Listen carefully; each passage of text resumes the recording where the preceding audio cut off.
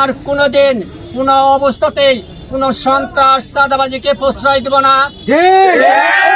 কোন খারাপ কাজে আমরা অংশগ্রহণ করতে দেব না।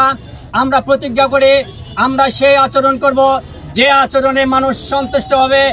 আমাদের ধানের শীষের প্রতীকের যেন কোনো অবস্থাতেই কোনো দুর্নাম করতে না পারে। আমরা সকল দিকে সোচ্চার থাকবো।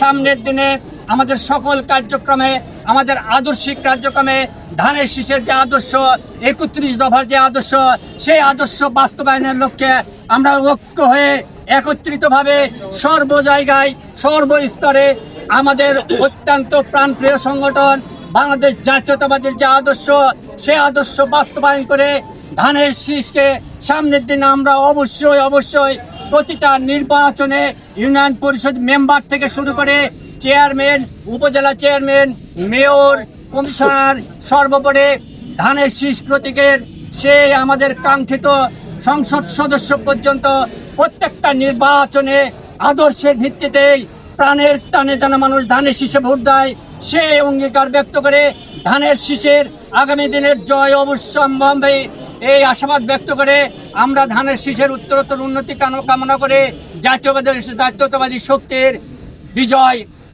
কামনা করে আমি আমার সংক্ষিপ্ত বক্তব্য শেষ করছি। খোদা।